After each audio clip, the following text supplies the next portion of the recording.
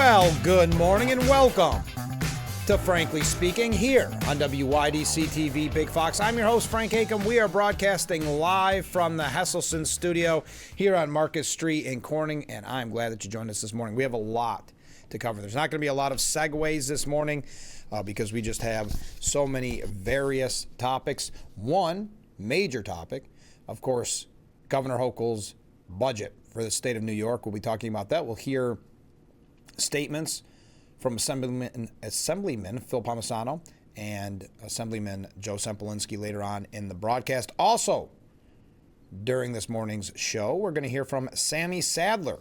He's got a new single coming out. He's got an amazing story. He's got a book called A Hit with a Bullet. And it's his autobiography and the life that he lived for quite a long period of time. You're not going to want to miss this interview. A fascinating interview. That's coming up a little bit later on. Let's first start with viewer comments. This came in yesterday saying, hello, Frank. Well, hello. I feel foolish sending this, knowing that I'm seeing this chatter that you and our congressman must be aware of. But I just feel it's my duty to share for our Market Street office. I think it's closed anyway as he's doing virtual town halls. Just an FYI. Yes, what it was actually yesterday, and I appreciate you sending this.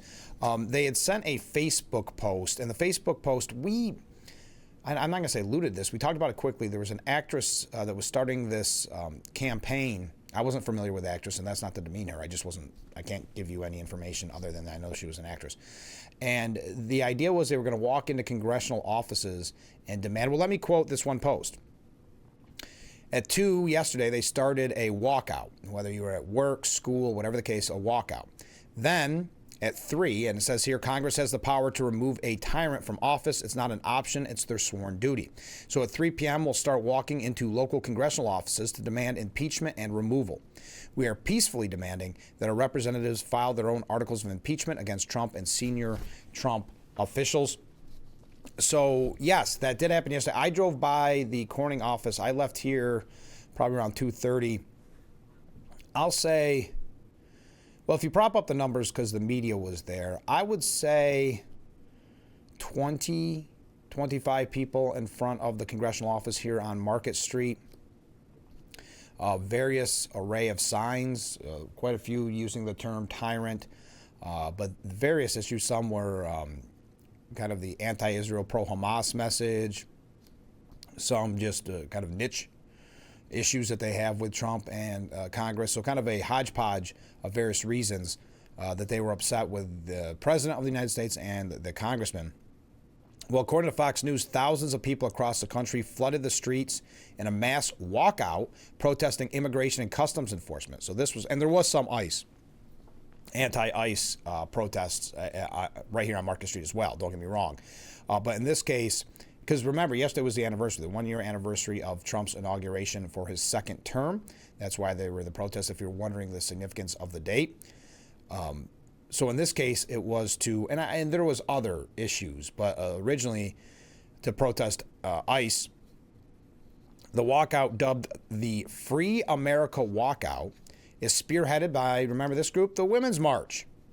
They were the ones that first mobilized like the day after Trump was sworn in. I think there was protests in Washington. According to its website, organizers urge people to walk out of schools, workplaces, and businesses around 2 p.m. local time as part of the Free America movement with the aim to withhold our, quote, to withhold our labor, our participation, and our consent. Videos of the scene captured dozens of protesters converging in major metropolitan areas such as Atlanta, New York City, Minneapolis, and Washington.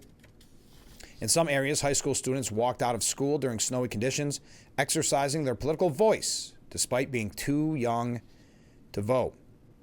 Now, again, there was the subsect, if you will, of this group that was calling for you to kind of storm the offices of your congressman, no matter, I think, what the party, to demand the impeachment and the ouster of President Donald J. Trump. Again, they say it's for ICE, but we've got like this sign, no U.S. war on Venezuela. I see another sign in the background, workers over billionaires, no cuts, no raids, no war. Now, they were largely orderly and peaceful. In New York City, for example, demonstrators marched into the area outside Trump Tower, chanting slogans and holding signs calling for changes to federal policy. Organizers accused the Trump administration of being, you guessed it, fascist. By the way, I have, and we're going to go through them quickly, but I have about 5 or 6 articles this morning. They're putting on the mad dash of trying to suggest that the president is mentally not stable. They're trying to question if he should be in office. Again, the same organizations mysteriously quiet for 4 years as we saw the mental and physical decline of President Biden. Now everyone's a health expert. We'll talk about that a little bit later on. It's important that I think you know where their line of attack is coming, because that line of attack can change really day by day, week by week, as we near midterm. Organizers accuse the Trump administration of, as I said, being fascist. Quote, 1 year into Trump's second regime, nice language there, we face an escalating fascist threat. ICE raids on our communities, troops occupying our cities, families torn apart, attacks on our trans siblings, mass surveillance and terror used to keep us silent. It is time for our communities to escalate as well. The organizer of the protest said that holding the walkout on a weekday allows the demonstration to have a greater impact by disrupting the normal routine of schools, workplaces, and public life. Quote, a walkout interrupts business as usual. It makes visible how much our labor, participation, and cooperation are taken for granted, and what happens when we withdraw them together. Interesting, when they start talking about labor and these type of things, you know it has a socialist tint to it, because it has obviously an underlining agenda, not just about ICE. So there you are. That, thank you. But by the way, always don't ever feel foolish about sending something like that. That's very important to get the message out. That was after the fact, though I do appreciate it. So it gave me an opportunity to highlight that. There were some walkouts. Again, it doesn't surprise me here on Market Street. There's a protest every Monday.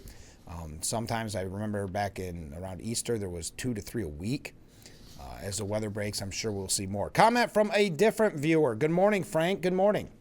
Has our local government, i.e. Langworthy, Palmisano, upstate mayors, and so forth, considered that since Wall Street is leaving New York State and no business owner in their right mind would locate here, the list of negatives goes on, given that one-party communistic stranglehold of Albany and downstate, and I'm going to continue to read their point, this viewer's point, but just kind of interesting. According to a best and worst state list by Wallet Hub, a study, the best and worst states to start a business. I would disagree with this because they have New York at 41. I would say it would be closer to 50. But yes, worst states to start a business at number 41, New York. So going back to what the viewer had to say, we, all of us New York State residents, are heading for disaster towards dire consequences. So here's the idea. Given the above and knowing that we are in upstate New York, are literally sitting on a fracking gold mine, as well as a potential industrial boon, should we become independent of downstate and form a new Republican-led state in order to take advantage of our resources, including farming and economic opportunities? Upstate would prosper and would survive. We don't need downstate. Downstate presently needs us more than we need them. Thank you for that. I hope you get the idea, and we'll pass it along to those who can make decisions about our future here in upstate. Now, I know I've talked about this with Phil Palmisano in the past. I've talked about, especially in the radio days, this had a really kind of strong push for a while of kind of dividing the state.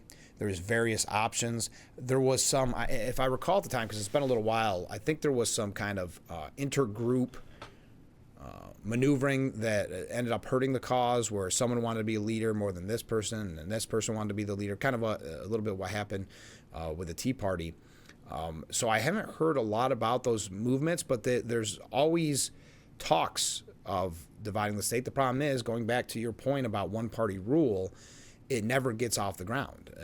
When you have Democrats completely running Albany, there's no appetite from those Democrats to, as you said, get rid of upstate, because they do need us. So that's the biggest hurdle, and I know there's ways to constitutional amendments, but again, when you have one-party rule, it never seems to get off the ground. I'm more than happy to share your thoughts with any of our local representatives on the program. And we talked about this quite a bit yesterday. There is, especially when things look so dire for the state, and we see this budget and just spending like mad, I do understand that the people of New York State, especially here in upstate, would love to see that divide. Being realistic, not kind of poo-pooing the idea, but being realistic, it is a very difficult uphill battle. Some would say nearly impossible. But again, I will pass it along, and I'm not sounding jaded. I'm just being as realistic as I can be. Comment from Mark. Well, good morning, Mark. I was watching Trump's speech, and he was showing pics of the thugs and criminals taken out of Minnesota. And he said that they have taken over 10,000 criminals out of Minnesota. Pardon me, Minnesota, that's a lot. And on a good note, Vice President Vance's wife is pregnant with a baby boy. Yes, Mark, you took away my press statement that I received yesterday, but no, I'm glad you did. A statement from the Vice President, J.D. Vance, and Second Lady, Usha Vance. Quote, we are very excited to share the news that Usha is pregnant with our fourth child, a boy. Usha and the baby are doing well, and we are all looking forward to welcoming him in late July. During this exciting and hectic time, we are particularly grateful for the military doctors who take excellent care of our family and for the staff members who do so much to ensure that we can serve the country while enjoying a wonderful life with our children. What a nice statement, and congratulations to the Vance family. Their fourth edition, a little baby boy coming in July. How nice. Yes, starting on a good note. Also, this is breaking news, but everything is fine. This came out in late last night. Air Force One was forced to turn around when Trump was on his way to Davos. But it was a minor issue, and he is back on track. It was a minor electrical issue and was forced to return to Maryland shortly after the president took off for Switzerland. The issue was identified by the crew after takeoff to Davos, where Trump is slated to deliver a keynote speech to European leaders. We're going to talk about that, kind of the international side of things, a little bit later on. Air Force One will did land at Joint Base Andrews in Maryland, where Trump will board a new plane, according to Carolyn Levitt. Levitt also joked to reporters that flying aboard a Qatari jet sounded much better right now. Oh, there's, what we talk about, you forget about some of these scandals and all the things that so many on the left and kind of the people that are anti-Trump would bring up constantly. That was one of them. We had Gulf of America and things that just outraged them. I almost forgot about the Qatari jet. So Levitt's saying the Qatari jet sounded much better right now. All right. So he is back on track to head to Davos. All right, a quick question before we go to break, and then we've got some other breaking stories. As I said, some of these are updates from stories we've had throughout the last couple of weeks. A lot of these we cannot segue to. We have to move very fast this morning because not only do we have a guest, we also want to talk about the New York State budget in depth, and we also have things that we just cannot ignore on the international front, the media attacking Trump. But I want to end this segment asking you the question, because I know we have a lot of Bills fans, and we've talked about, obviously, the firing of McDermott. We talked about the horrible officiating on Saturday. There's an opinion piece at Sports Illustrated, and I'd just like to hear your thoughts. And I know we don't talk much sports here, but Terry Pegula is tarnishing the legacy of the Bills as the Bills owner mishandled the head coach firing. Terry Pegula has done plenty of good for the city of Buffalo, but as time has passed, his ownership has grown toxic. He has had the Bills' success to hide behind these past few years, much of which has been thanks to others, not his own savviness. And while it may have been the right time to make a change, the franchise is now without one of its cornerstones, former head coach Sean McDermott, who was fired on Monday in shameful fashion by the organization for which he poured his guts out. And after dismissing McDermott in despicable fashion, Pegula is one bad hire away from completely destroying his once promising legacy as owner of Buffalo sports conglomerate. McDermott saved the Bills organization from years of futility. And judging based on Pegula's dealings with other franchises, like the Sabres, one of the worst teams in the league over the past decade and a half, his track record of hiring head coaches is an embarrassment. So your thoughts on this? I'm not just trying to pile on here. But again, I know we have so many Bills fans, and maybe some of you were happy with McDermott being ousted. The Bills owner has to nail this upcoming coaching hire. If he fails, there will be a stain left on his tenure that won't be so easy to wash away, and the fan base will never forgive him. Your thoughts on that? When we come back into politics. We are running late. I know it. Stay with us. We'll be right back with Frankly Speaking after this.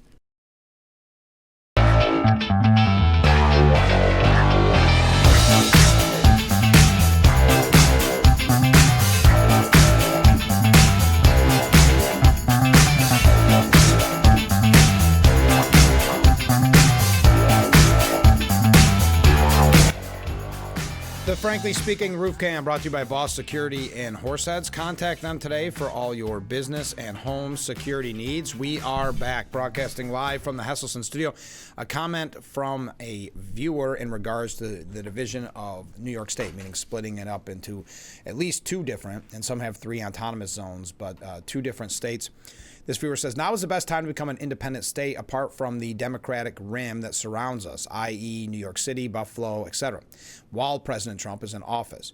So those jerks that are putting themselves forward to become the leader should be thinking instead of their constituents, instead of themselves. Again, like I said in my earlier text, let's get it on the county ballots and move forward. I'm sorry, I missed your part about the county ballots. It's not, so that was a while ago, and I wouldn't necessarily call them jerks. It was just people kind of jockeying to be the leader of the Divide New York. And the problem was there was 2 or 3 or 4 different groups, each with a different leader, and none could come to an agreement. So I think that they were doing it in people's best interests, thinking that they could be the ones that would be successful. It just helped divide the Divide movement. It helped create problems within that movement. And since that time, just on the peripheral, I have not seen as much conversation about it until this week. Okay, quickly. Trump-appointed prosecutor Lindsay Halligan is leaving her post as the U.S. attorney after her months-long tenure.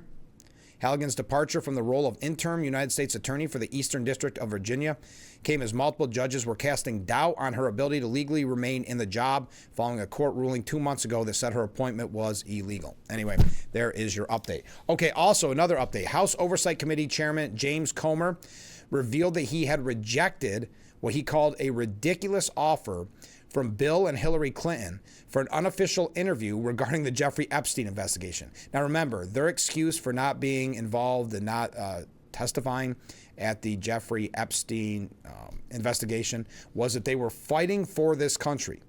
That was their argument. That's why they didn't want to talk about their ties and their connections to Epstein, because they were fighting for their country.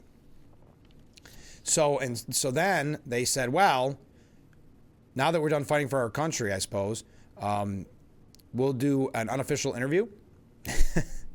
Comer stated that the latest demands by the Clintons make clear that they believe their last name entitles them to special treatment.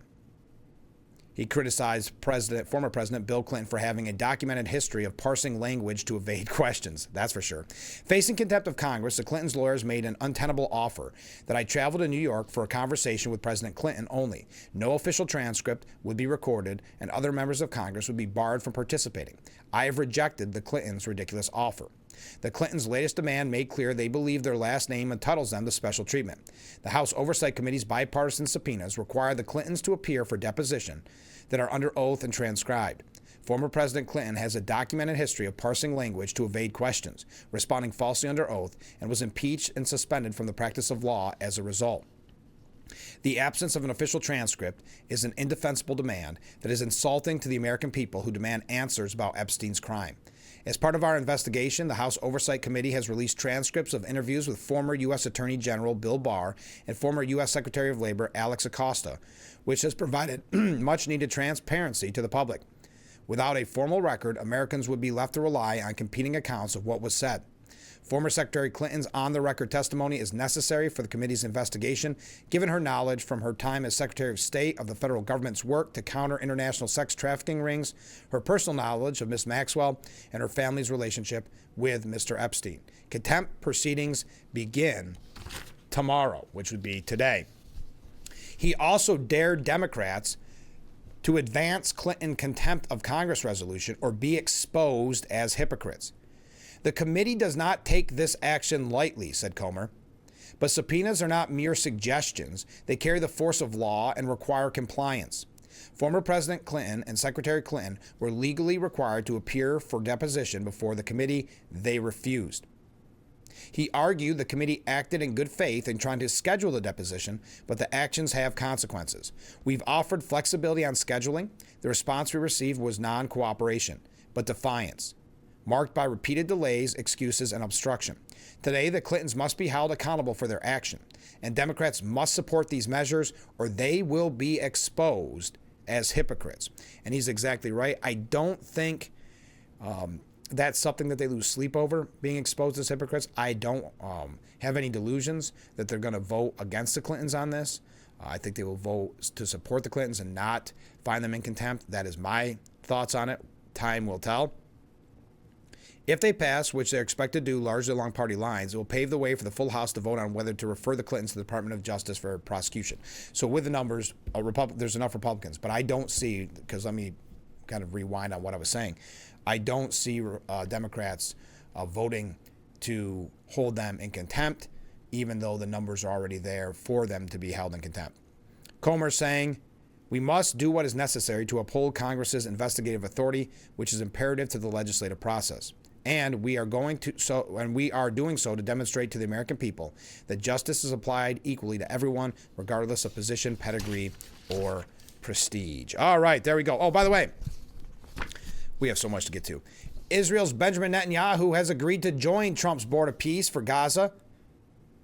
The board, chaired by Trump, was originally just a small group of world leaders overseeing the Gaza ceasefire plan. The Trump administration's ambitions have broadened into a more sprawling concept, with Trump extending invitations to dozens of nations and hinting it will soon broker global conflicts. Now, I know there's some controversy because I guess Putin was invited. But Benjamin Netanyahu has agreed to join the Board of Peace. Let's take a break. I see some comments, some waves coming in. By the way, before it gets close to 7 o'clock, everybody wishes you good luck today, Jack, with your hip replacement surgery, telling us about it yesterday. So I know you're watching on your way into the doctor's office, so good luck today. We'll be thinking about you. Stay with us. We'll be right back with Frankly Speaking after this. The Frankly Speaking Roof Cam brought to you by Boss Security in Horseheads. Contact them today for all your business and home security needs. We are back broadcasting live from the Hesselson studio. Great news, by the way, before we talk about ICE and the protests, and we're going to talk about a couple of other issues before we get to the New York State budget.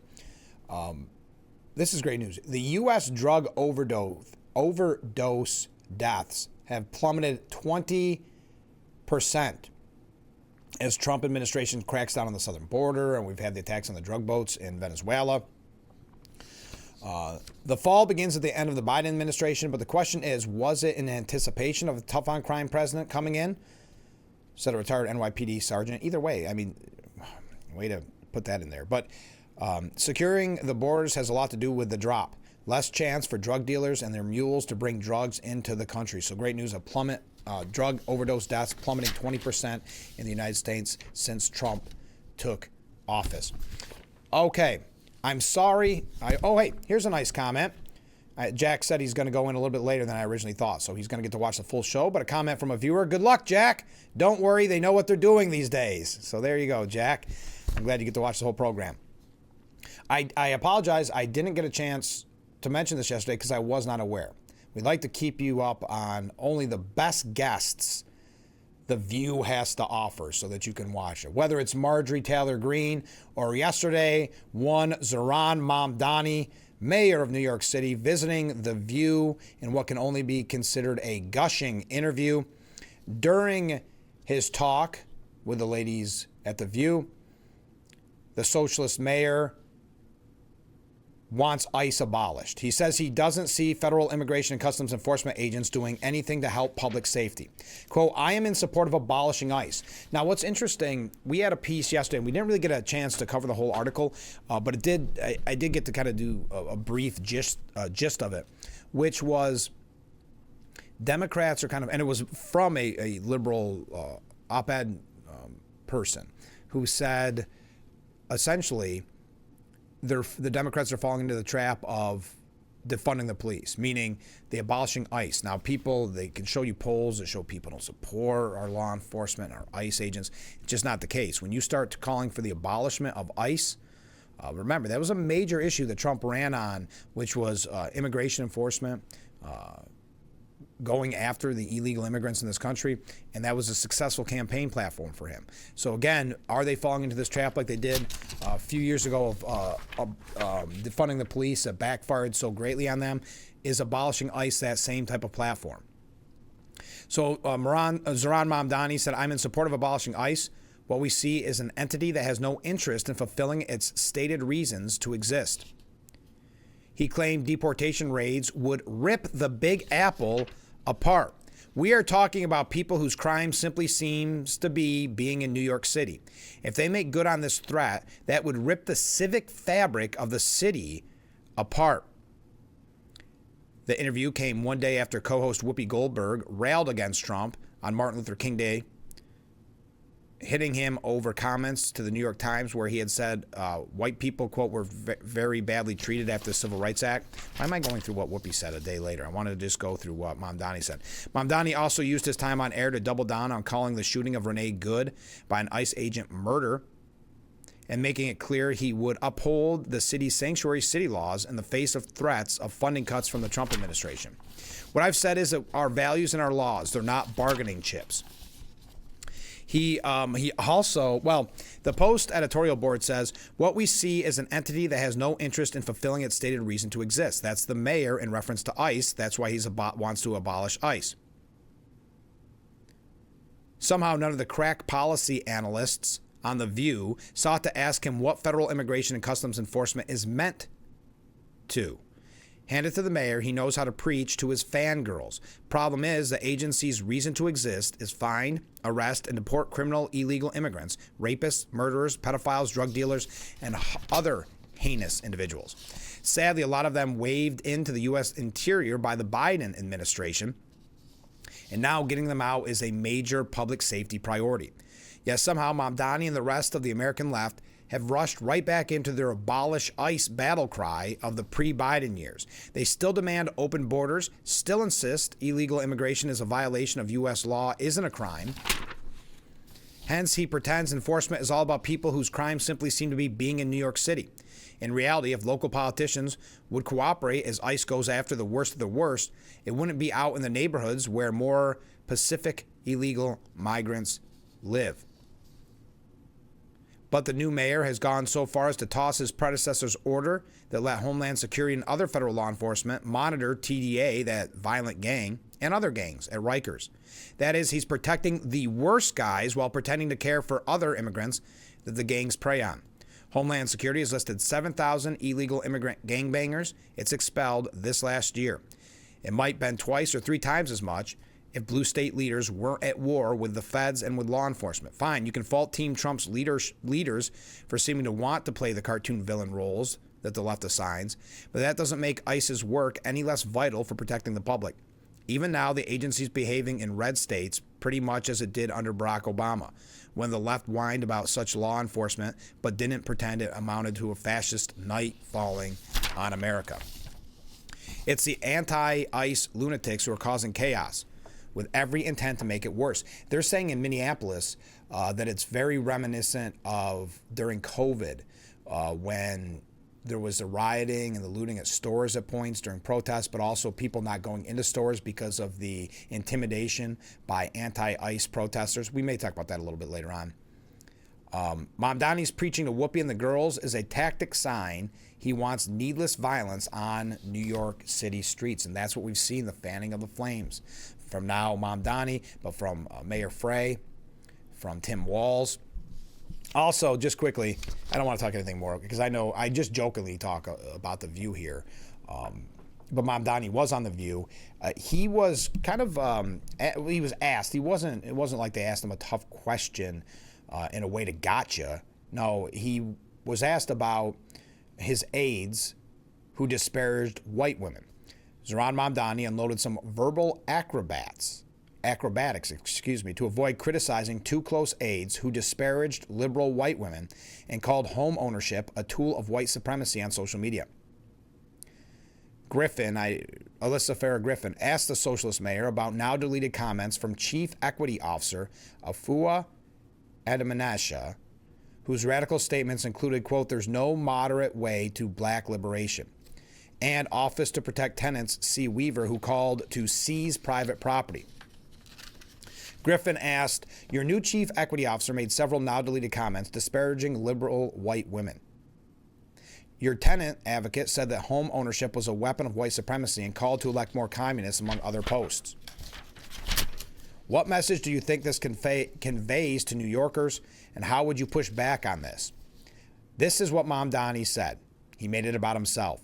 If you want to know my views or my opinions, you'll find them in my words. As the mayor of New York City, and I'm someone who's looking to make a city that every New Yorker can afford.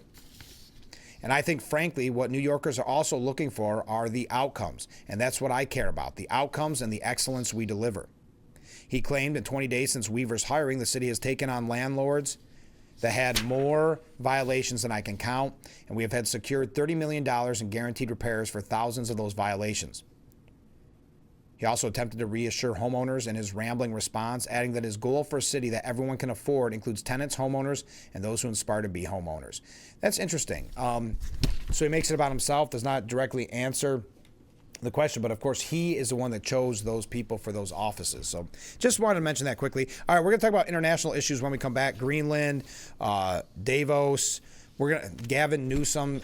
Gavin Newsom may be wearing out his welcome when it comes to the attacks on Trump. Not completely, but he's getting a little heavy-handed with it. So we may talk about that, and then that's going to lead into the attacks on the president by the media. Just quickly, those are going to be basically reading headlines, but I think it's important for you to see, just because we all have to be aware of the direction they're headed as we near the midterm. Which avenue they're going to go down. I didn't think they'd go the health issue, only because, look at yesterday, President Trump held a nearly 2-hour press conference. 2 hours. I mean, I don't know mathematically how much, minute-wise, Biden did in his whole 4 years. Yes, probably more than 2 hours, but not much more. And that's one day in the life of Trump. But they're going, after 4 years of ignoring Biden's mental health and mental decline, telling us nothing to see here and that you're a bad guy if you even bring it up, to now laser-like focused on President Trump. I don't think that's a winning strategy on their part. I also think it shows their hypocrisy, and it helps the media lose even more credibility that's almost non-existent as it is because of their coverage of Biden as compared to Trump. Their argument is, well, you guys are mad at us for not covering Biden and his mental health problems, so we're going to focus on Trump and his health. That's their argument. But we'll talk about that a little bit later on. And, of course, the New York State budget. We're going to be talking with Sammy Sadler, who has a new single out called I Can't Get Close Enough, which is that great Exile tune. We're going to talk to him about that and his book, A Hit with a Bullet. You're going to want to hear that. You may recall the story of his life. It's been on numerous TV shows. One I remember from way back in the day, Unsolved Mysteries, and others about a murder on Music Row in Nashville. So stay with us. We'll be right back with Frankly Speaking here on WYDC TV, Big Fox. The Frankly Speaking Roof Cam brought to you by Boss Security in Horseheads. Contact them today for all your business and home security needs. We are back broadcasting live from the Hesselson studio. Comment from a viewer. Did you see the astounding number of dollars that are being handed out to illegal migrants? California is number 1 and hands out over $1 trillion. New York is number 2 and weighs very close to $1 trillion. I have not seen the specific numbers, but thanks for passing that along. By the way, thanks to everybody sending in so many waves and comments this morning. Keep them coming in. Okay. Well, we've been talking about the recent uptick in cussing by leaders. A Danish lawmaker yesterday was reprimanded after, especially with what's going on with Greenland and everything. I don't think this is the best move by this Danish lawmaker, but he said, "Dear President Trump, listen very carefully. Greenland has been part of the Danish kingdom for 800 years. It is an integrated country. It is not for sale." This is European Parliament member Anders Wittesen. Let me put this into words you might understand. Mr. President, blank off. There was consequences, supposedly, threats of consequences, where the speaker, after saying, if the translation was correct, the term you used is not allowed in this house, and there will be consequences to the message you have used. It is not okay in the House of Democracy. Regardless of what we think about Mr. Trump, it is not possible to use such language. Okay. Now, Trump teases how far he'll go to acquire Greenland at that White House press briefing. Again, the press briefing lasting nearly 2 hours.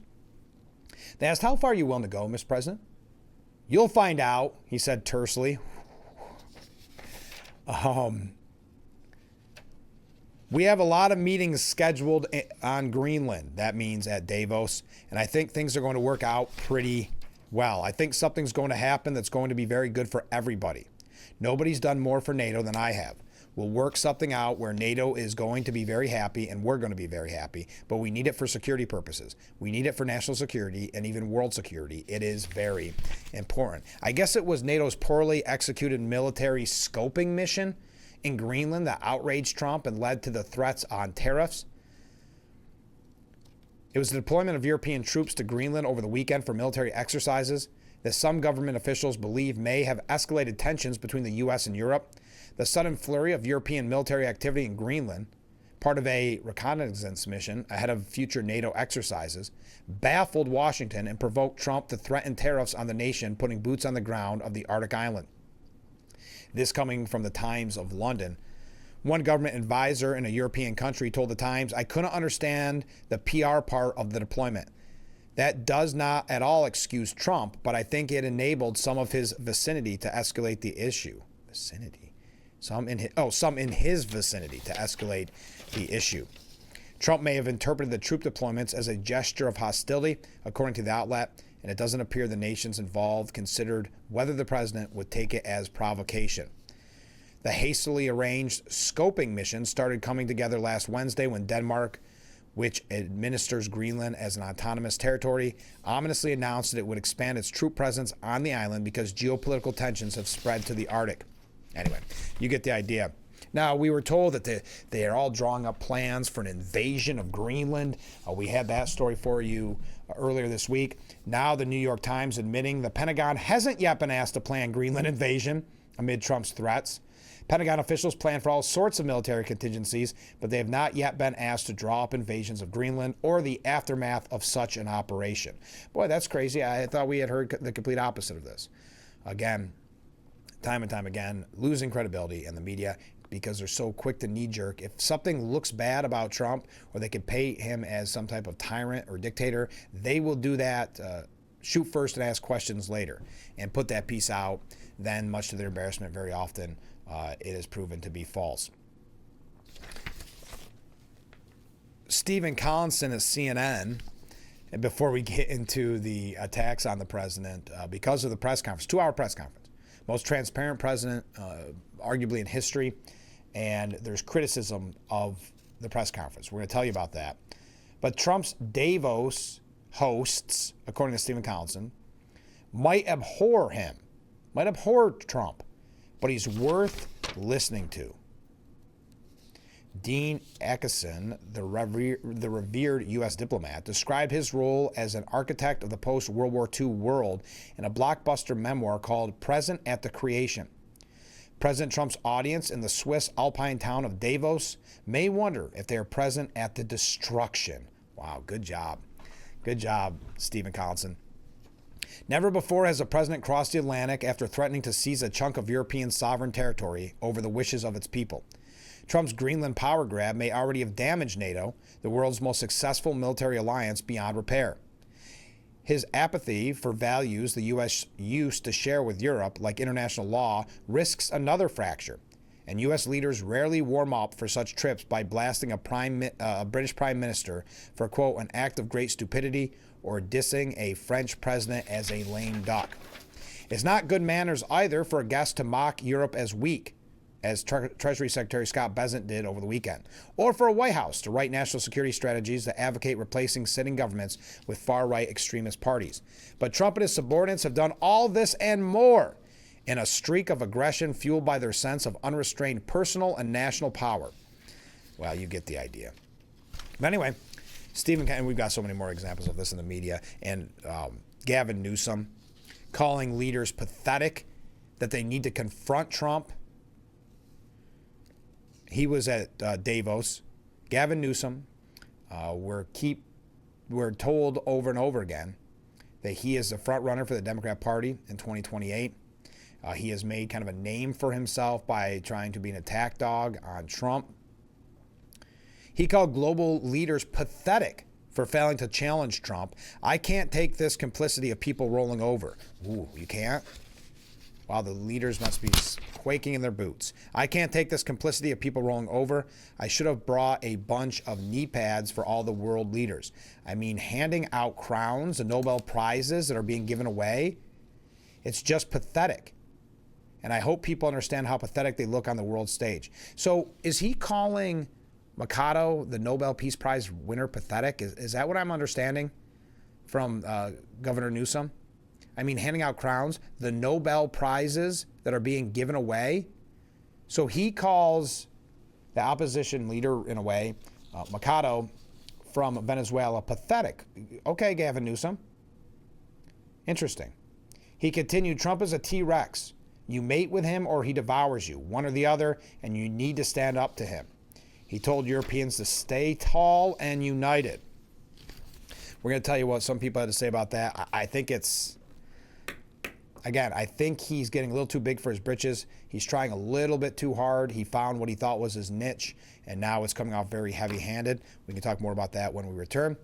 We've got a lot of comments, a lot of waves coming in. Stay with us. We'll go through some media hits on Trump. Then we've got to get to probably in the next hour after we talk with Sammy Sadler. We'll talk about the New York State budget. So stay with us. We'll be right back with Frankly Speaking here on WYDC TV, Big Fox.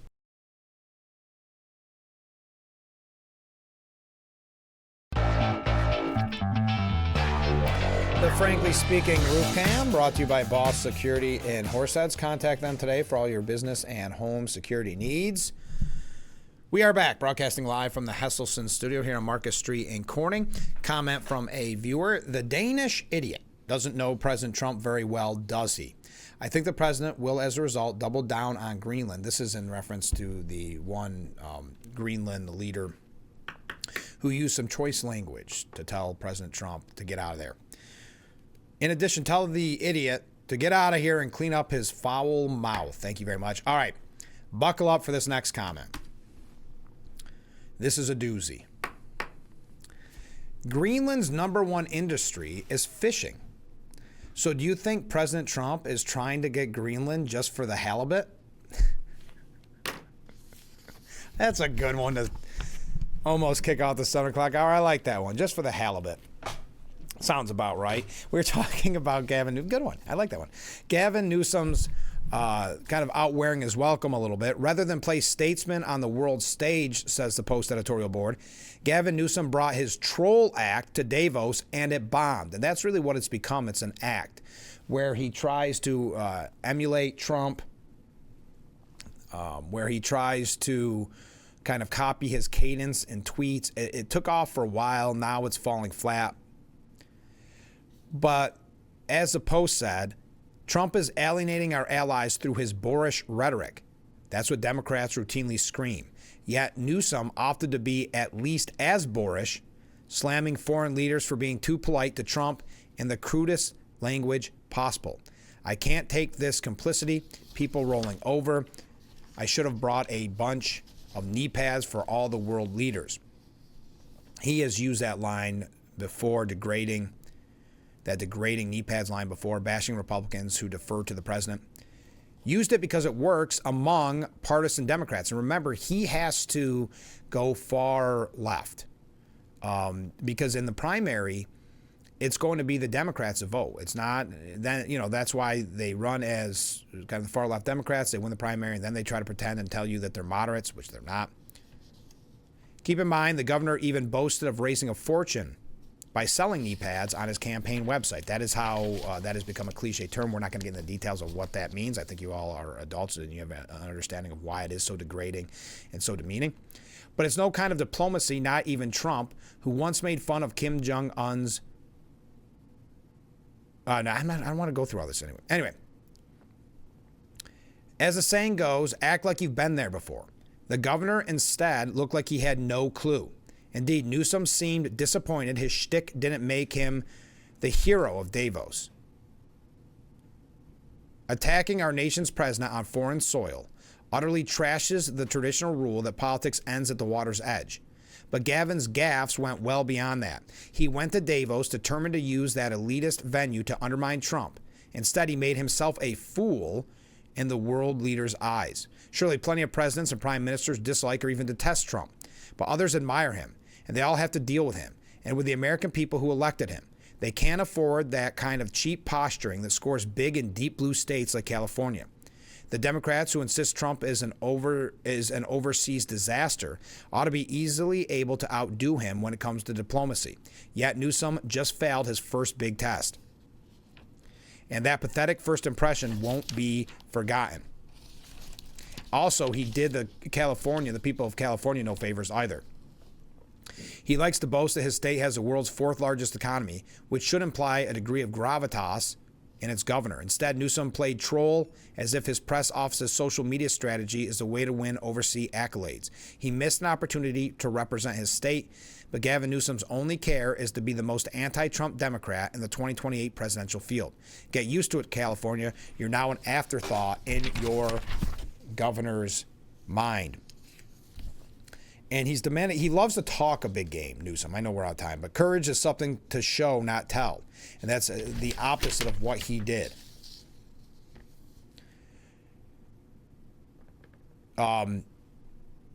Instead of working blue, using suggestive language, and giving lectures on getting a spine, Newsom should try sticking up for his own country abroad and sticking to his guns at home. I'd also add that there should be some form of an apology to Macondo, the Nobel Peace Prize winner, because he called her pathetic for giving Trump the Nobel Prize. We're going to go through some attacks in the media, just like Newsom's attack on the president. We're going to go through a couple of those, and we're going to get to the New York State budget. So stay with us. We'll be right back with Frankly Speaking here on WYDC TV, Big Fox. The Frankly Speaking Roof Cam brought to you by Boss Security in Horseheads. Contact them today for all your business and home security needs. We are back, getting ready to wrap up hour number one. In the next hour, we're going to be talking New York State budget. We're going to be talking with Sammy Sadler. He is a country music performer. He's got a hit out, I Can't Get Close Enough. Single out, I should say, I Can't Get Close Enough by Exile. He also has an amazing story that you're not going to want to miss. That's at the top of the hour. But let's go to some viewer comments. This isn't the first time that Newsom has gone way out of his lane and embarrassed himself. His record is horrible. I agree. He's trying so hard to be the most anti-Trump, because that, in his mind, he's probably not wrong, would win him the primary for president, because it's going to be the radicals that win in the primary, because all Democrats that can vote. So it's got to be the person that promises to tear down the ballroom as soon as they get in. It's the person that hates Trump. So you're right. He has got out of his lane, outkicked his coverage a few times. He thinks he's better at it than he is. Mark writes into the Bills situation. They should have won that playoff game. It was the refs' bad decision. And I believe McDermott should not have been fired. It was more of a Josh Allen not playing up to expectations. Thank you, Mark. All right. Here's, and I promise, I can't go through them quickly enough. We'll kick off the top of the hour just with some, just show you the bias and the hatred of Trump in the media, just very, very quickly, just because I think it's worth mentioning. Then we will get to the New York State budget. Now, Iran's top diplomat vows to fire back with everything we have if the U.S. attacks over the protest crackdown. We learned in their past attacks, they don't have all that much. They're more of a paper tiger. They kind of embarrass themselves in those attacks. What was that? Earlier last year. But Trump, I don't have time. When we come back, I'll tell you what Trump said if Iran tries to assassinate him. What the next steps would be. That's Trump doing an interview with Katie Pavlik. We'll talk about that when we come back. Then some hatred on Trump from the media. And then we are going to get to the New York State budget. So stay with us. We'll be right back with hour number 2 after this.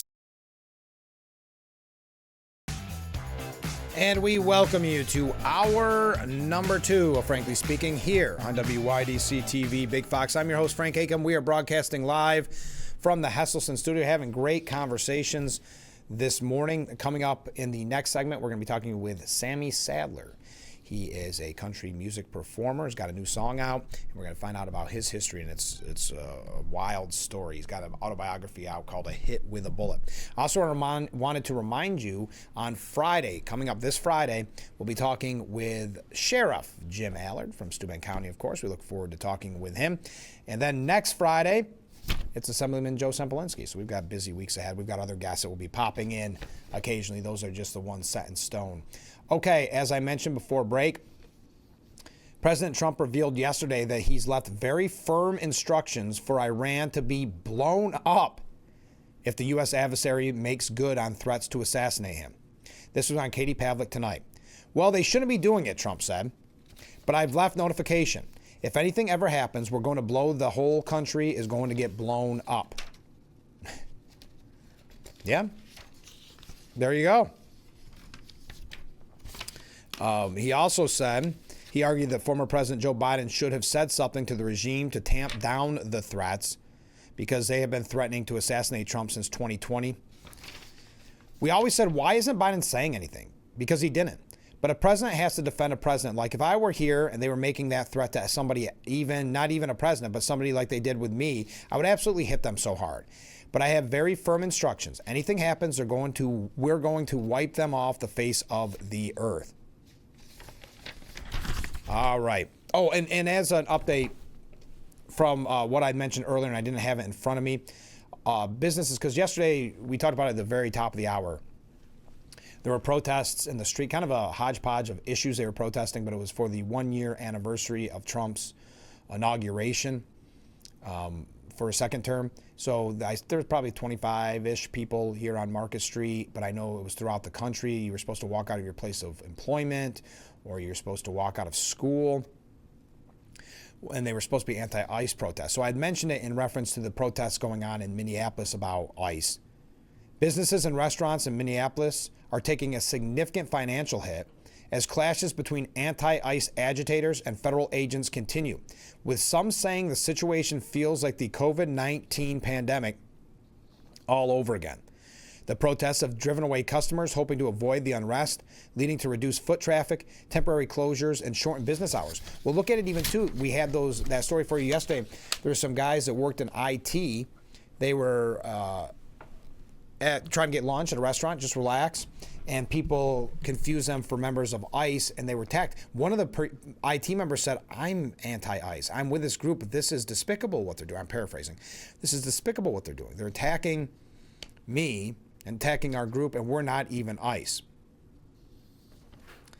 But continuing, well, I don't need to go anymore, but they're saying it is very reminiscent of the pandemic when people weren't out in the streets. Okay, I mentioned throughout the broadcast, we're going to go quickly on this, the attacks on Trump. I don't know if you saw his 2-hour press briefing. Well, before that, this is how you know you've become kind of a useful tool, or in politics they call a useful idiot in the Republican Party. If the headline reads, "Republican blasts immoral Trump actions after issuing impeachment warnings." So you go, oh, how many Republicans are turning on Trump? It's one guy. Yeah, it's Representative Don Bacon. So he's fallen in the Marjorie Taylor Greene, Liz Cheney avenue of liking the attention, and Newsweek is giving it to him for now.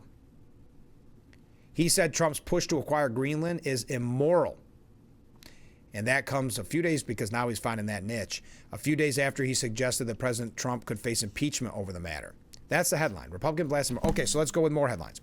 So after Trump's White House press briefing that lasted nearly 2 hours, the briefing started at 1:48 p.m., and the president left the podium at 3:33 p.m., and the culmination of the 1 hour and 45-minute engagement with reporters in a jam-packed James S. Brady press briefing room.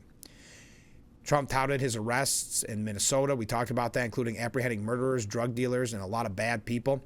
Trump displayed flyers featuring pictures of those who have been taken into custody, along with graphics reading Minnesota's worst of the worst. In California, it's worse. In other states, it's worse. Now, Minnesota, the crime is incredible. The financial crimes are incredible.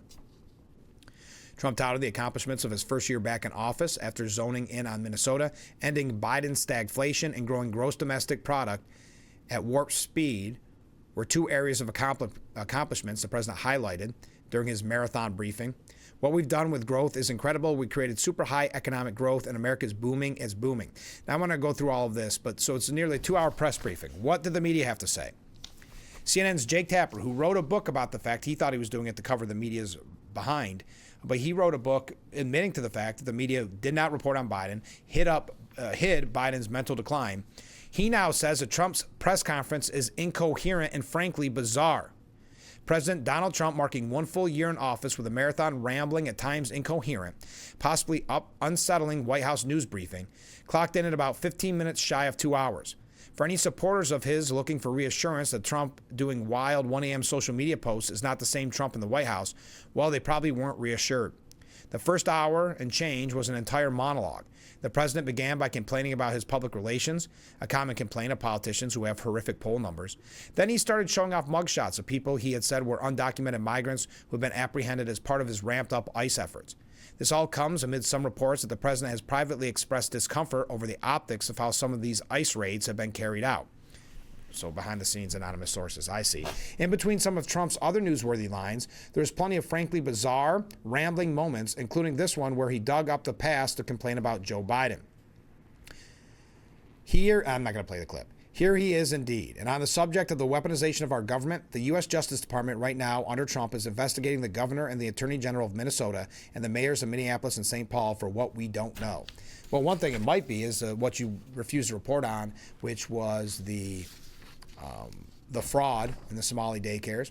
Ty Cobb, who used to work for Trump, claimed Trump had dementia. I did not realize former White House Special Counsel Ty Cobb was a doctor.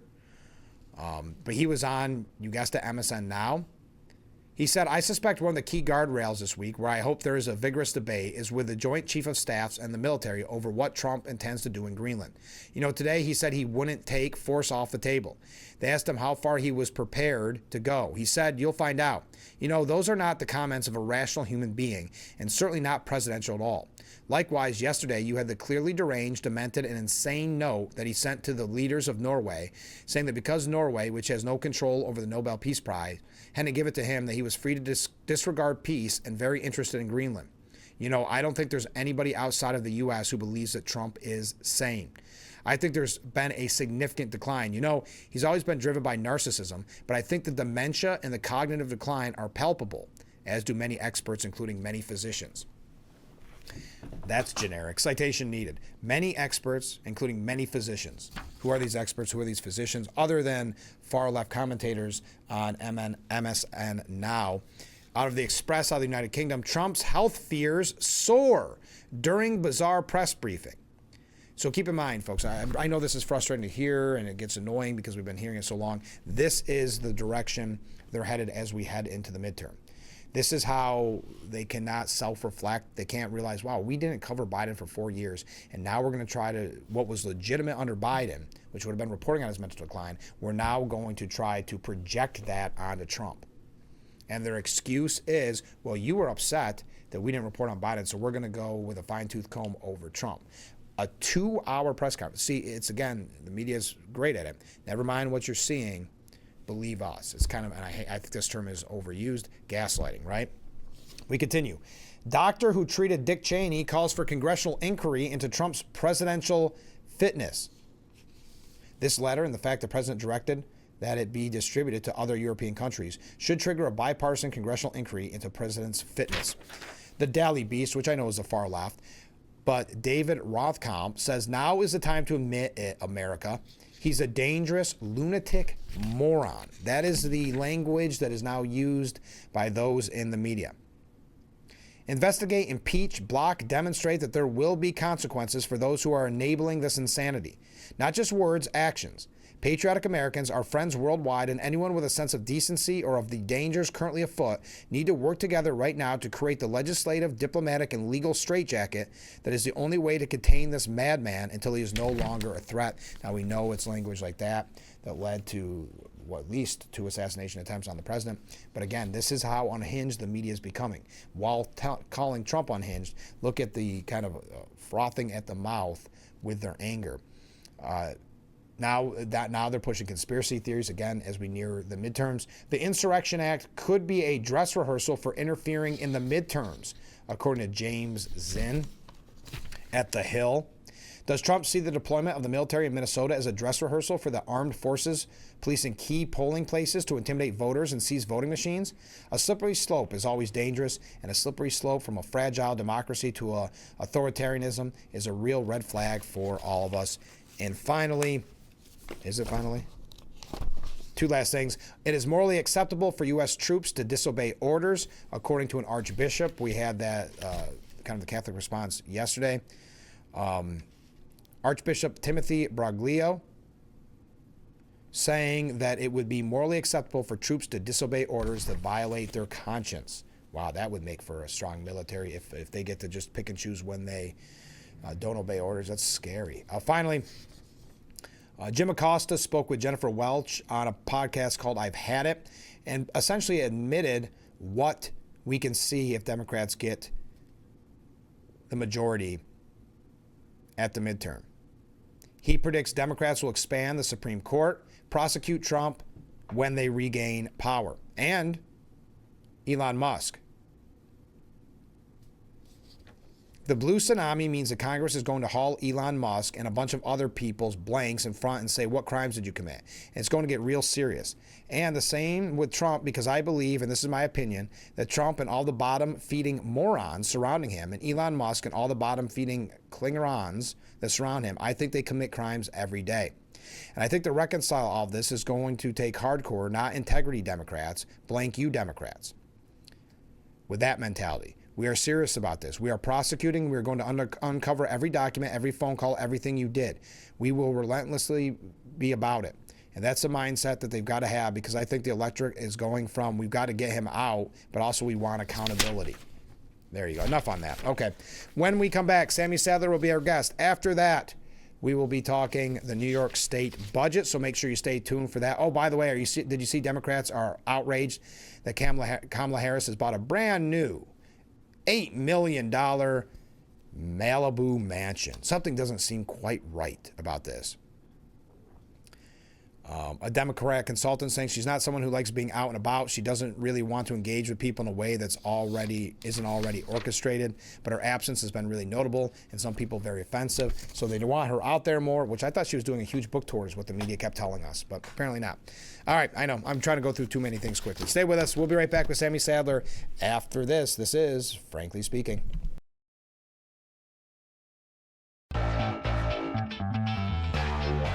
The Frankly Speaking Roof Cam, brought to you by Boss Security in Horseheads. Contact them today for all your business and home security needs. Welcome back to Frankly Speaking here on WYDC TV Big Fox. I'm your host, Frank Aiken. We are broadcasting from the Hesselson studio and in that virtual studio this morning. Sammy, thanks so much for being on the program.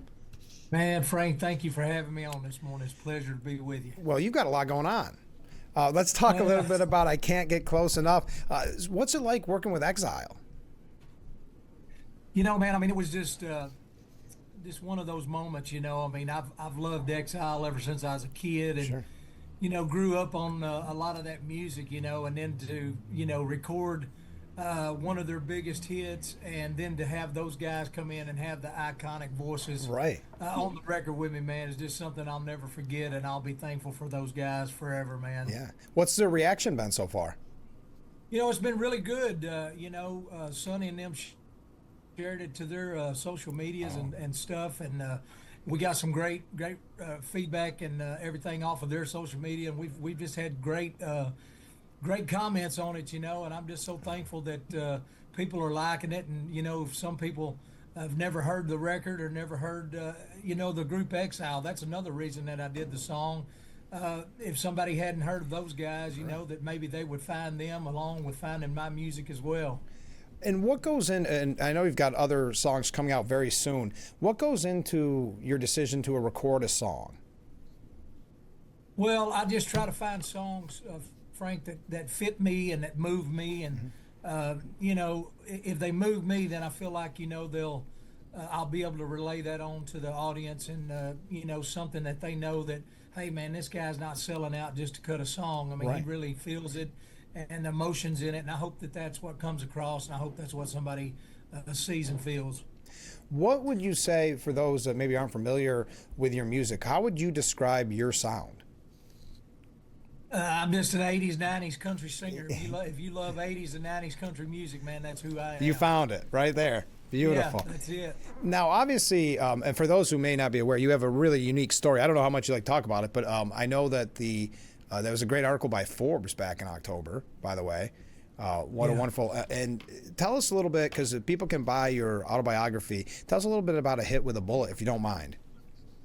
Well, I've got a book out called A Hit with a Bullet, The Real Murder on Music Row, and if people don't know that or know anything about it, It's out for sale on Amazon, or you can get it on, if you don't like reading books, you can get it on digital to where you can listen to it.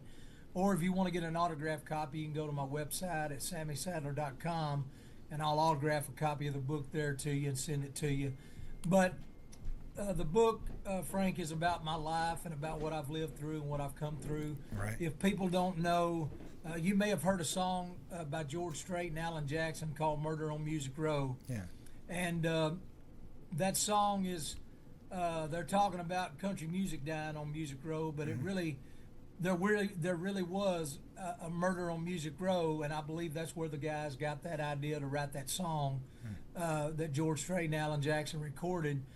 There was a real murder in 1989 down on Music Row, and my friend Kevin Hughes was shot and murdered. I was shot and left for dead. Wow. And it's known around the world as the murder on Music Row. And at that time, my friend Kevin Hughes was a chart manager for Cashbox magazine, which Cashbox in those days was a big rivalry to Billboard. Right. And he was a chart manager of where the top 100 records move on the charts. And tragically, he was shot and murdered. I was shot and left for dead. And it took him 13 and a half years to solve the crime and the case. And it ended up being some record promoters involved in it and what it was all about. Kevin, they were trying to pay Kevin money underneath the table to move the records up the charts, and he was an honest man, wouldn't take the money, and he got shot and killed over it. Wow. What an amazing... Is this something... I know there's been, like, for lack of a better word, documentaries or, like, things recorded about it. Has it ever been put into the idea of a movie? Well, I mean, obviously we've done all the crime deals and Court TV, Right. Nancy Grace, Unsolved Mysteries, all that stuff. But there's been some people talking to us, on and off for the last 2 or 3 years here, but it's never really turned into anything yet, and I'm just so grateful and thankful that I'm still here and I'm still alive. At the time, I didn't know it. Kevin and I had only been friends for about 7 or 8 months, and I found out Kevin was a Christian, and I wasn't a Christian at that time. And so for God to think enough of me and save me and bring me through all this, I'm just so grateful and thankful. And, it's a terrible thing that Kevin and his family had to go through, and they lost a son and a brother. Right. But he died for being an honest man, and I know that he's in a better place, and he wouldn't come back now if he could. Wow. Would you say writing that book, I mean, because you dealt with it, you lived through it, was it cathartic? Was it difficult? What kind of emotions go through that? It was both. I mean, it was an emotional. This past year, I was finally able to go through some of the records that were down at the police station of what they've got left of them. They said a lot of them's gotten lost and gotten ruined and all this other stuff. But I finally, going through some of the stuff that we went through, I saw the pictures of Kevin for the first time on the crime scene that night, and it just, it really tore me up, and it really hurt me to see him like that, and just a shame that he had to go through that and had to die that way. What an amazing and just fascinating story. So you lived through that, you overcome that. Why then get back into the music scene that was really so negative towards you at that point? Well, I've never really left the music business, Frank. I took a little break for a little while, but I moved back to Texas after the shooting. It took me 2.5 years to get back up on my feet. I had to have 2 major operations. I didn't know how bad I was hurt the night that I got shot, but I ended up having a main artery severed in my arm. They had to graft and put a new artery in my arm from my leg, and then I had to. Thank God I still had my arm attached when I woke up. Yeah. But it was the size of about 2 or 3 basketballs. Is how swollen it was, and then I had to have a second operation about 6 months later. To have a nerve graft done in it, and I moved back to Texas after that and came back to my home and my roots just to recover and to recoup, and I never moved back to Nashville. Put a new band together after all that, went back out on the road and started playing shows again, and we've never really left the music business. I mean, it's a fire and a passion inside me, and it's a gift that God gave me, and I'm going to use, and I'm still going to pursue my career and continue to pursue my career that God gave me so long ago. When was it that you originally decided that this was going to be the choice for you, that a music career was going to be your life? Well, I chose that at an early age. Yeah. I chose that when I was growing up in school, and that's never changed. Unfortunately, I've had some detours and things, and I ended up learning a family business that me and my dad had. And I remember doing a show with Eddie Raven one time, and Eddie said, "Sammy, always have another business or something to fall back on until your break comes in this music business." And my career has not been an easy ride, and it's not been easy for me. And we're still here just like anyone else. I came to Nashville just like anybody else to be a singer. Sure. And to try to have success, and I'm still doing that. And I've got a lot of things to be proud of. I've shared the stage with many artists, and I got to perform for a lot of different people and a lot of different audiences. And success to me is not based on, well, if you got a hit record or if you got a string of hit records. Right. Success to me is being able to do what you love to do, and God has blessed me and let me do some of the things. And obviously, would I love to have a hit record? Sure, but if that's not in the cards for me, if I can go out here, play my music and do my shows and share my story, and if I can show somebody what I've been through, I don't know what people are going through out there in their lives, right. But if I can show them and somebody look at me and say, man, that guy survived all this and came through that, whatever you're going through out there, the same thing can happen to you. Call on the name of Jesus. He's right there with you, and he'll bring you through it. When you, because we're talking about the single "I Can't Get Close Enough," which is out now, would you rather be in the studio or would you rather be in front of a live audience? I love going in the studio and cutting records. That's the easiest part of it to me. But I really love going out on the road, and I really love performing for the people and being able to meet new people and to meet new fans. And when you meet those guys and they connect with you and they become a fan, they're a fan for life. Right. And it's just a special bond that entertainers have with their fans, and we just so appreciate people liking our music and following us and showing up for us whenever we come out. And you mentioned you've played with a lot of people, and we talked about Exile being on this album. Is there anybody kind of, if you had your dream pick, that you could play with right now? Oh my gosh, man! I mean, well, I was an Elvis freak whenever I grew up and I was young, so that would definitely be one of the top deals for me to be able to play with Elvis. I know that probably would never happen even if he was still alive. But man, I loved his music, man, and he was my first really musical influence. Well, and that's what I was going to ask. I always like to hear influences because sometimes it surprises you. So Elvis, a big influence. Did you have others that maybe, not that Elvis didn't have obviously that country sound a lot, but was there anybody else that kind of led you into the business you're in now?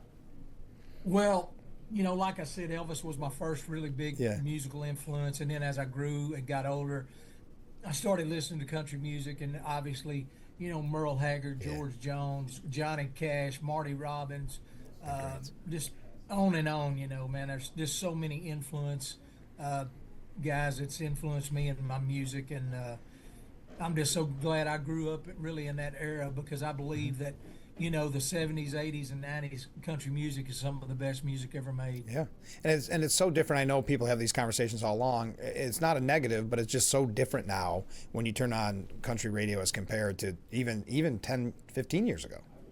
Yeah, I mean, it really is. Today's country music, and everybody's got their opinion. Sure. My opinion, it's not country music. Right. It's kind of rap and rock and roll and whatever you want to put it. It's not country music. It's not country music that I knew and I grew up on. And to each and to everybody's own of what they do. But for me, that 70s, 80s, and 90s country music is who I am and who I'll always be, and that's who I represent. And if you come see a Sammy Sadler show, you're going to get that kind of music that kind of sound, and hopefully you'll like it and appreciate what I still try to do. Isn't it interesting? Because a long time ago when I was on radio, I interviewed Whispering Bill Anderson, and he said back in the early days it wasn't really an affectionate nickname, country and kind of hillbilly music, and now and fast forward to today, and everybody's kind of trying to steal that label that they're country. Yeah, isn't that interesting? It's a little strange. Isn't it? Yeah, it is. There's a lot's changed. Well, speaking of change, when you first got in the industry, how much has it changed for you? I mean, you look at it now, social media is such an important aspect to it. Yeah, I mean, back then they didn't have social media. We didn't have computers. We didn't have all this stuff. I mean, I remember back in the early '90s. I had probably, I think at one time I had close to 2,900 people in my fan club, Oh, which, yeah. back then that was a lot to me, Yeah. I mean, but today, I mean, if you don't, everybody thinks everybody's all about social media numbers and all of this stuff. And what it really ought to be about is the music and the people, not how many fans and not how many numbers it is. It ought to be about the music, Yeah. and it ought to be about the people that's doing the music. Now we're talking. I can't get it close enough. Exile. That's out now, and I know you've got a lot coming up in the very near future. What do you have coming up next? Well, I've got a brand new album that we've got finished, and I've got one or two other songs that we're trying to finish up to see if we're going to put that on the album. If I do, then it'll either have 12 songs or 10 songs on it. Okay. I hadn't made that choice yet, but we've just got two more to finish up, and then we've already got the next single and the video done, okay. And we're going to be seeing when we're going to be trying to come out with the next single and video. Is it difficult to pick whether it seems like you'd want all the songs on? So is it difficult to cut to? It is. I went back, and John Wesley Riles was a friend of mine, and John Wesley just recently passed away not too long ago. And when I was in Nashville cutting these songs, there are two of John. One of them's a John Wesley song, and I heard that he was sick whenever I was there recording, and I called him that night and left a message on his phone. And the next day, his wife Joni, which is Conway Twitty's daughter, she had texted me and said that John wasn't doing well, and I hadn't talked to him in about a year and a half, and it was just ironic that I was in Nashville at that time recording that song. And find out about it and send him messages and stuff, and then just a couple of days later he passed away. So this song is going to be a special song for me, and I will probably be putting it on the album, and it'll probably make the album. So it's just kind of ironic stuff happening there, but I want to put that song on there to keep John Wesley's memory on it, and it's just a great song as well. Well, like I said, you've got a lot coming up. Obviously, you said a new album. Check the single out. I Can't Get Close Enough. Where can people, and the book, of course, that we mentioned, Hit with a Bullet. Where can people find out more? They can go to my website, Frank, at SammySadler.com, and keep up with us there. If you go on Facebook, do not go to the blue check mark Facebook. That is not my page. I've been hacked there. Go to Sammy Sadler Official, and that is my new Facebook page. So follow me there on that and Twitter, and go to my YouTube, like and share. All you guys that go and do that helps us tremendously. So, find me up, SammySadler.com, Sammy Sadler Official Facebook. Go to my YouTube, share and like all of my stuff. And if you want a copy of my book, as I said earlier, go to SammySadler.com, get it there. I'll autograph that copy to you. Or you can go to Amazon, or you can go to the digital and download it and listen to it there. Wow, that's great. Well, you'll have to make it up our way one of these days. Tour up here in New York when it gets warmer. Love to, man. I definitely got to come in the summertime. That's right. Well, let's talk again soon. I'd love to talk to you after the next single. Frank, I appreciate it, man. Thank you for having the time to talk to me. Of course. And God bless you and your show and all the fans that listen to you and support you. And we just thank you for giving us a voice and telling our stories and playing our music for us. Well, thank you so much. We'll do it again soon. Stay with us. We'll be right back with Frankly Speaking after this. The Frankly Speaking Roof Cam brought to you by Boss Security in Horseheads. Contact them today for all your business and home security needs. We are back broadcasting live from the Hesselson studio here on Market Street in Corning. Let's go to some viewer comments. Good morning, Frank. Well, good morning.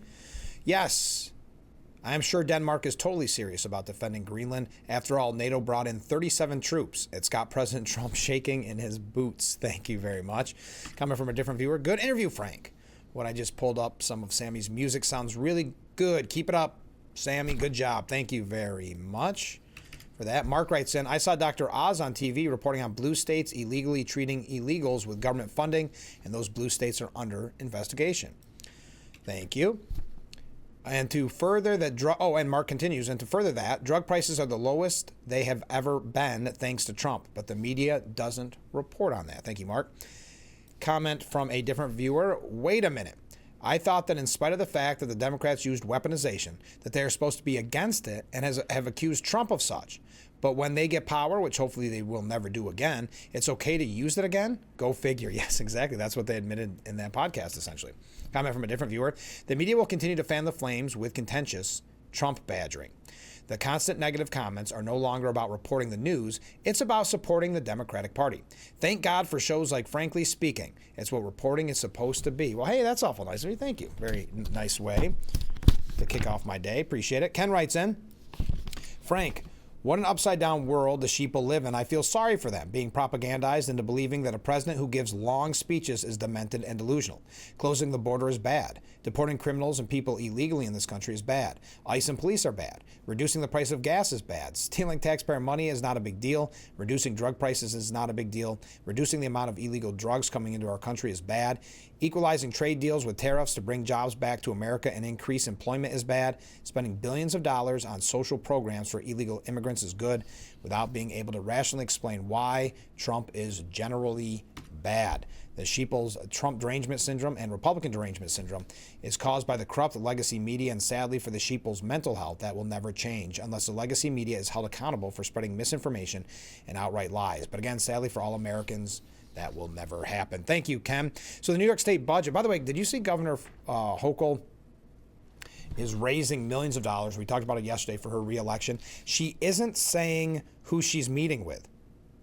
Hochul vetoes a public records bill, leaving the new era of transparency still pending. She will not talk about her schedule.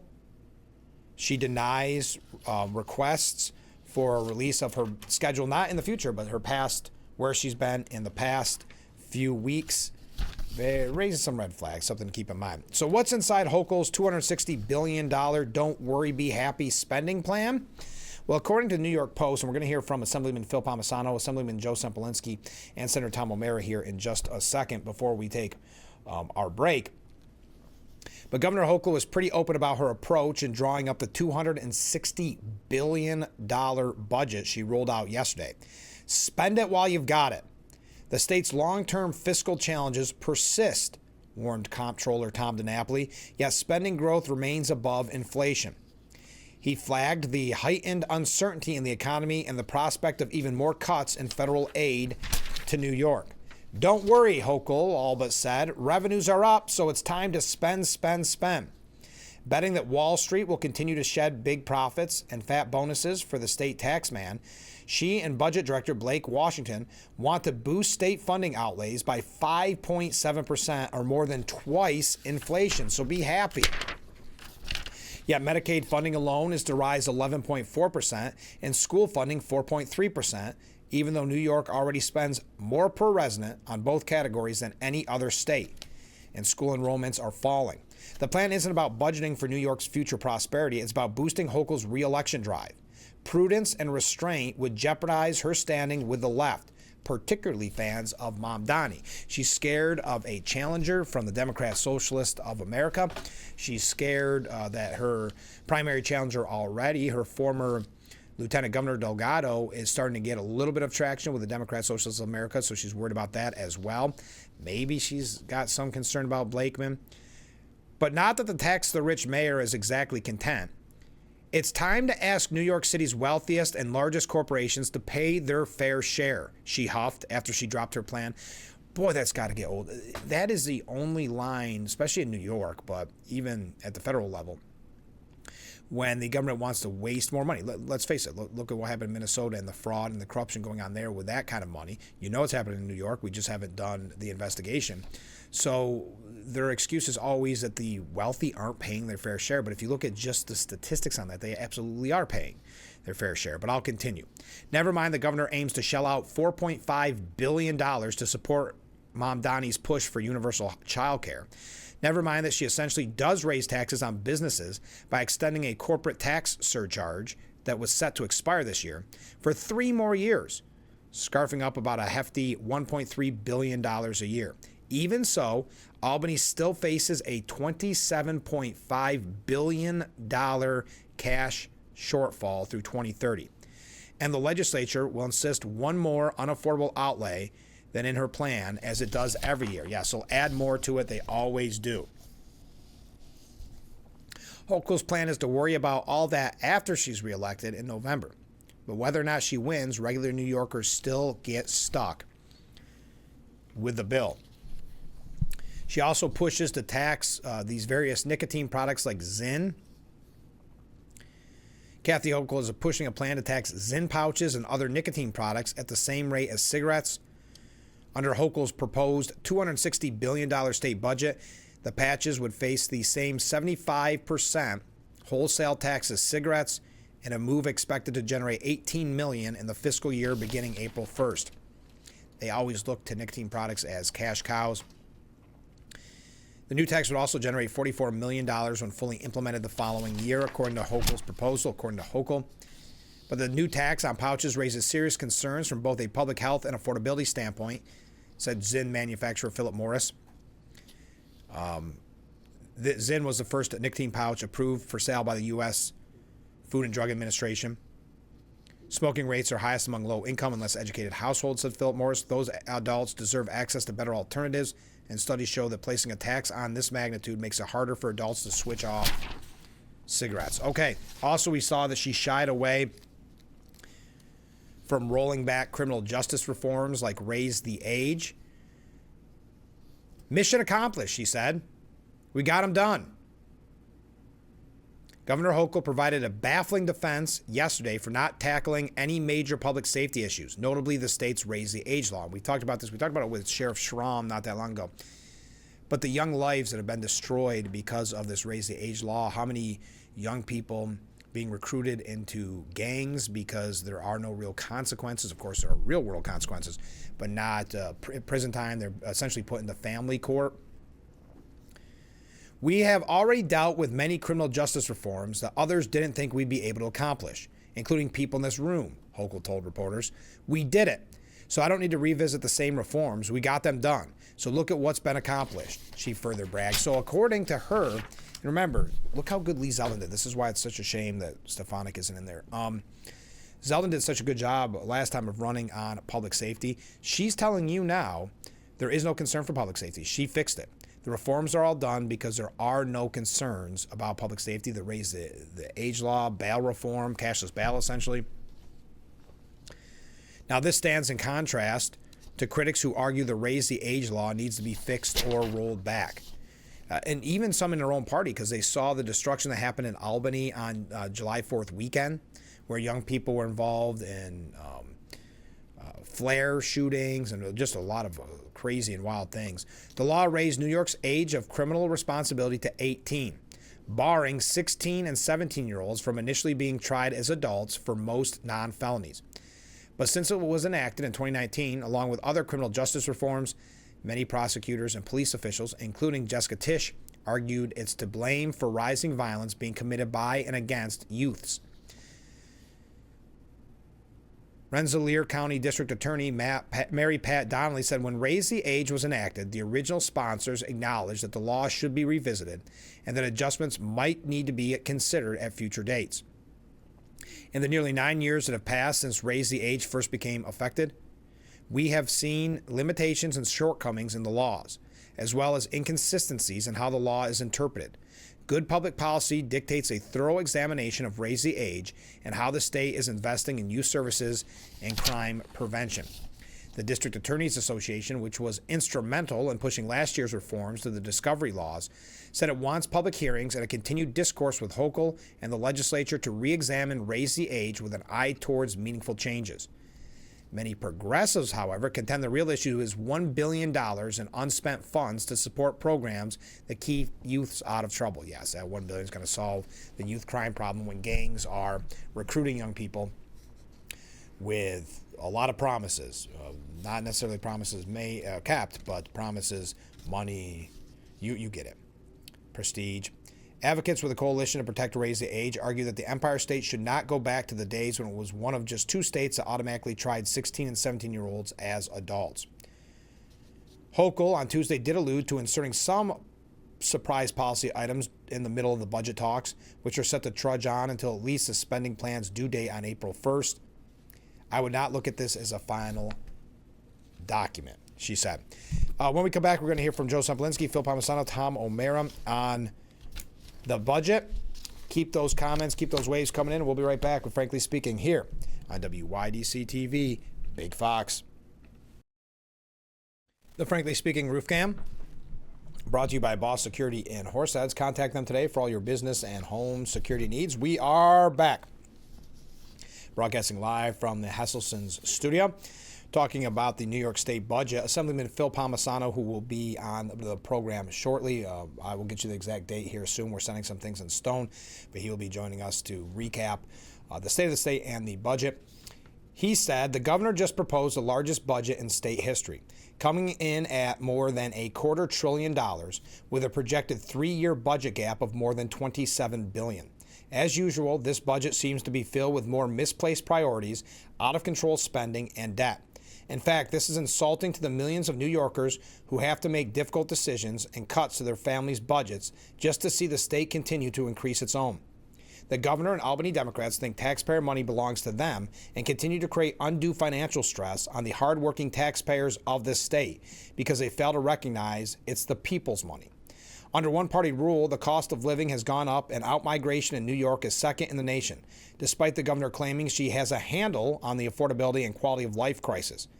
If the governor really wanted to address this issue, she would cut taxes and spending and put forth a budget that addresses the concerns of all New Yorkers instead of catering to the socialist and progressive wing of her party. The legislature will now conduct public budget hearings through the month of February, where we will examine the proposed budget and question the governor's agency commissioners, department heads, and community stakeholders to evaluate the impact of her proposals on New Yorkers. I will continue to push for fiscal responsibility, public safety, lower taxes, less red tape, as well as oppose the costly green energy mandates, and will prioritize a common-sense energy agenda that prioritizes affordability, reliability, feasibility, safety, fuel, diversity, and energy choice. That's Assemblyman Phil Palmisano. Also, well, I can read Joe Semplinsky's here really quickly. Assemblyman Joe Semplinsky, former congressman, he said the governor talks a lot about making New York more affordable, but then she rolls out $260 billion budget, her second budget of more than $250 billion. This budget will only make New York a harder place to live, to work, to raise a family, and do business. I think it's important to point out that the budget, as bad as it is as good as it's going to get. The budget will only go up from here as far-left members of the Democrat majority push for more spending. That's a good point. Once they get back into session, the one-party rule, they will be pushing more for the Democrat Socialist of America's agenda. Semplinsky continues, our spending in New York is out of control.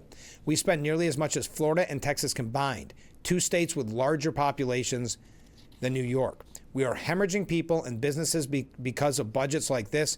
If we want to make New York a more affordable, attractive place for people and businesses, and if we want to keep the people and businesses we have, we need a responsible state budget that cuts spending, taxes, and regulation. It's irresponsible. She's just hoping that this money, will materialize. In fact, Governor Hochul's own division of the budget is projecting a $34.3 billion 3-year budget gap. Eventually, that bill will come due, and New York taxpayers will be stuck paying for it. Thank you to Joe Semplinsky. We're going to take one more break and wrap up today's edition. Get your last-second comments in. We're going to wrap up our conversation on the state budget that Hochul produced yesterday. Stay with us. We'll be right back. The Frankly Speaking Roof Cam, brought to you by Boss Security in Horseheads. Contact them today for all your business and home security needs. We are back, broadcasting live from the Hesselson studio, talking about Governor Hochul's proposed New York State budget. State Senator Tom O'Mara said Governor Hochul and Albany Democrats can't stop spending. It has been out of control, irresponsible, and even shocking. Despite all the warning signs, Governor Hochul keeps feeding a spend addiction that will never make New York more affordable. It will keep driving hardworking taxpayers and middle-class families out of the state. It will keep killing jobs and strangling local economy. Throughout the era of total one-party control of the state's purse strings, Albany Democrats have ignored the affordability crisis, ignored the overriding need for mandate relief and regulatory reform, ignored the need for common-sense energy policies, ignored the demand for permanent, broad-based tax relief, and ignored the need for more responsible and efficient government that targets fraud and waste. Instead, the Democrats' spending plan over the past several years has been just that, a one-party, far-left vision for spending billions upon billions of taxpayer dollars. The Albany Democrats' spending addiction has put in place massive long-term spending commitments, including massive commitments looming in their pursuit of radical climate and other agendas that will never be affordable or sustainable for state and local taxpayers, small businesses and manufacturers, and continually hard-pressed upstate communities, economies, and workers. Can taxpayers even begin to go on affording it in a state that's already one of the highest taxed and least affordable in the nation? Why is there no focus on taking a good, hard, renewed look at the cost of government to ensure it's being run affordably, efficiently, legally, and responsibly, and the taxpayer dollars aren't being ripped off? There you go. That's the end of the quote. Thank you to State Senator Tom O'Mara. Betsy McKay, who I guess is running for governor in Connecticut. Did I read that right? She's former lieutenant governor of New York. She said how spendaholic Kathy Hochul is dooming New York to loser status. In 2026, 8 states are cutting their income taxes and 4 others are reducing corporate tax rates. And she goes through to tell about some of those states. But that's bad news for New York. Saddled with a spendaholic governor and legislature, the Empire State is becoming increasingly unattractive to newcomers and businesses alike. And then she talks about yesterday's budget. She believes the state's tax structure is working right now. She's got her head in the sand. Over the last decade, New York has suffered more population loss than every state but California, and job losses too. Why? High taxes. Millions of Americans fled the 10 states with the highest tax burdens in that time, while millions relocated to the 10 lowest tax states. New York ranks 50 out of 50, dead last in economic performance. That's not an act of nature, but the result of decisions by Hochul and the other tax-addicted politicians. New York doesn't have to continue its decline. That's a path out of this. There's a path out of this mess. Since 2021, 27 states have adopted major tax cuts to increase their competitiveness and business appeal. Hochul should look around and see how other states are outcompeting what was once the Empire State. When people flee high-tax states, they take their money and the state's tax base with them. By cutting tax rates often yields a gradual increase in revenue as tax-paying companies and workers move in. That's the path forward for New York and other tax-crazy states. Governor Kim Reynolds of Iowa has shown us how it can be done, and she goes through to give the numbers. But New York is all but out of the running, ranking 49th for business friendliness, keeping company with deep blue states like Illinois, New Jersey, and California. In her State of the State address last week, Hochul boasted about building an economy that works for all. It's untrue. The figures don't lie. New York is lagging way behind the rest of the nation. Quote, if you're betting on the future, you need to bet on New York, she said. Cut taxes, Governor, and we'll take that bet. That does it for today's edition of Frankly Speaking. I want to thank everybody who joined us, all the comments, all the questions. Oh, we missed a couple here. Good morning. I guess that this is more of a rant than anything else. Yesterday, I went to the grocery store and picked up a handful of items. Went to the checkout line, and a woman in front of me with a cart full of soda and chips and junk food pulls out an EBT card. It's disgusting that I can only afford necessary food. Thank you very much. Comment from a different viewer. Good morning, Frank. Did anyone think it would be any different? Seriously, they've been showing us what they are and what they are doing for we the people. Is that, I assume that means the budget. I apologize if not. And Ken writes in, we are looking at the state spending money all wrong. If the state spends money in the state, that money will go into people's pockets and they will buy stuff and the taxes will go back to the state. So the state can have even more money to spend, which will make even more money for the state. Soon New York will be the richest state in the country. I like your logic, Ken. I appreciate that. Oh my goodness. Sorry, I'm completely out of time and I see all these great comments coming in. I do apologize. We will read them at the top of the program tomorrow. But that does it for today's edition. Have a great day, everyone, and we will be back every weekday morning starting at 6 a.m. for Frankly Speaking, only on WYDC TV Big Fox. See you tomorrow bright and early. Look forward to it already.